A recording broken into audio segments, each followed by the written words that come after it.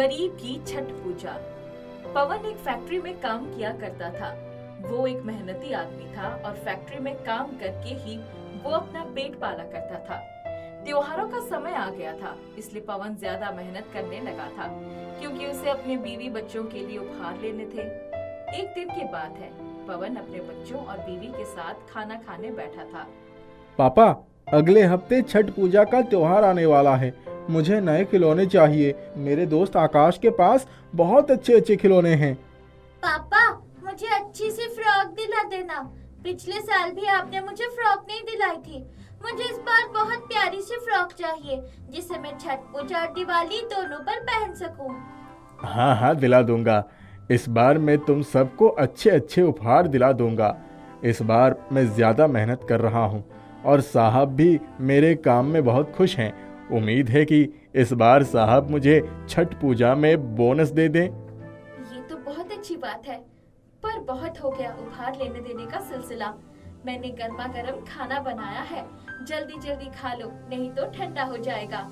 ये सब बातों पर चर्चा तो हम बाद में भी कर सकते हैं, पर अगर खाना ठंडा हो गया तो फिर दोबारा गर्म करने पर खाना का मजा नहीं आएगा। अरे वाह माँ, आज तो आपने खीर बनाई है। खीर तो मुझे बहुत पसंद है। खीर? खीर के लिए दूध कहाँ से आया? हमारे पास तो इतने पैसे नहीं है कि खीर लायक दूध ले सकें। हाँ, वो पास की जो शर्मा जी है, उनको किसी शादी में जाना था, तो उनका दूध खराब ना हो जाए, इस वजह से उन्होंने हमें दे दिया। तो मैंने सोचा बहुत समय हो गया है, खीर नहीं बनाई बच्चों के लिए, खीर बना देती हूँ, बच्चे खुश हो जाएंगे। ये तो तुमने बहुत अच्छा किया। देखो, बच्चे खीर खाकर कितना खुश हो रहे हैं। पवन अपने परिवार को खीर खाता देखकर बहुत खुश होता है, क्योंकि उसके घर खीर कभी बनती ही नहीं थी। अगले दिन वो फिर फैक्ट्री में जाता है और जी तोड़ मेहनत करता है, परंतु एक गलत शीशी फूटने से उसकी आंखों की रोशनी चली जाती है। सभी मजदूर उसको हॉस्पिटल में एडमिट कराते हैं। ये क्या हो गया आपको? त्योहार के समय आपकी आंखें चली गई, अब हमारा क्या होगा? एक आप ही तो कमाने वाले थे, वैसे ही हमारा समय सही नहीं चल रहा था और आपकी आंखें भी चली गई। हे भगवान, अब मैं करूं तो क्या करूं? सोनम, तुम फिक्र मत करो। छठ माता हमारी सारी मुश्किलें दूर करेंगी। उन पर विश्वास करो, उनका व्रत आ रहा है ना। यही तो चिंता खाई जा रही है। छठ पूजा के लिए हमारे पास सामान भी नहीं है, कहां से होगी छठ पूजा? सोनम और पवन बहुत परेशान हो जाते हैं।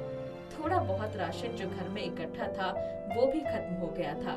छठ पूजा को सिर्फ 2 ही दिन बाकी थे। सोनम को परेशान देखकर रवि उसके पास आता है। माँ, आप इतना परेशान क्यों हो? आपने सुबह से कुछ खाया नहीं। परेशान ना हूँ तो क्या हूँ? तेरे पापा की आंखें चली गई और घर में कुछ भी नहीं है।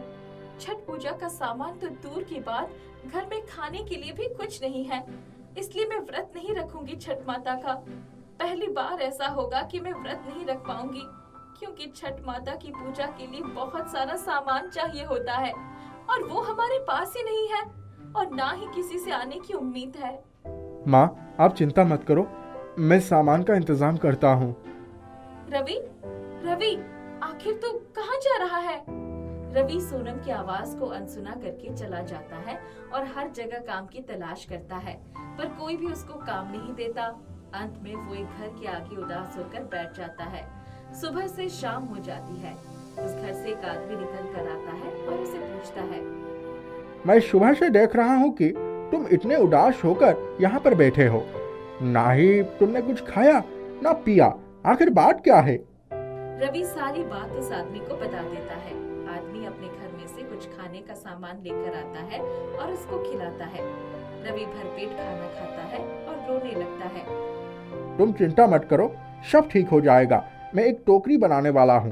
टोकरी बनाते बनाते मेरे हाथ में छुरा लग गया, जिसकी वजह से मैं टोकरी बनाने में असमर्थ हूँ। क्या तुम मेरी टोकरी बनाने में मदद करोगी? मैं कोई भी काम करने के लिए तैयार हूँ।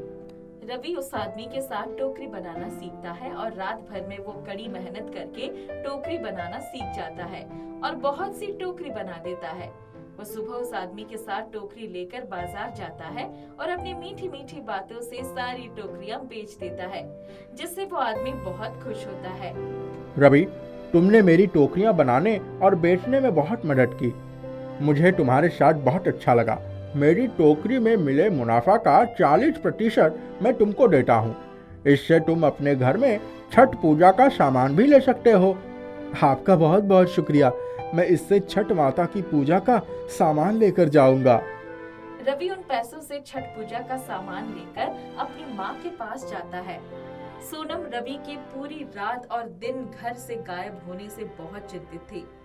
रवि को देखकर वो नम आंखों से रवि को अपने गले से लगा लेती है। बेटा, तू कहाँ गया था? मैं रात भर तेरा इंतजार कर रही थी। तू कहाँ चला गया था? माँ, ये लो छठ पूजा का सामान। सोनम छठ पूजा का सामान देखकर आश्चर्यचकित हो जाती है। रवि उसको सारी बात बताता है। रवि की ऐसी कड़ी मेहनत के बारे में सुनकर सोनम की आंखों में आंसू आ जाते हैं। मैंने कहा था ना माँ, हम छठ पूजा जरूर करेंगे। ये लो सामान और छठ पूजा की तैयारी करना शुरू कर दो। कल छठ पूजा है। मैं उस आदमी के साथ और टोकरियां बनाकर बेच कर आता हूँ। आप मेरी छठ पूजा की तैयारी रखना, फिर हम साथ में पूजा करने जाएंगे। रवि कड़ी मेहनत से टोकरियां बनाकर बाजार में बेचता है, जिससे बहुत मुनाफा होता है। रवि घर आकर अपने माता पिता और बहन के साथ छठ पूजा करता है। इस बार की छठ पूजा का सामान का इंतजाम तो माँ आपने कर दिया। बस आपसे यही विनती है कि मेरे पति की आंखें भी वापस ठीक हो जाए। इससे ज्यादा और मैं आपको क्या मांगू? सोनम पूरे विधि विधान के साथ छठ पूजा करती है। पूर्ण विश्वास के साथ व्रत करने से छठ माता उसकी पूजा से बहुत प्रसन्न होती है और पवन की आंखों की रोशनी वापस कर देती है। सब हंसी खुशी रहने लगते हैं। फिर पवन भी रवि के साथ टोकरियां बनाने का काम करने लगा और हंसी खुशी अपने परिवार के साथ रहने लगा।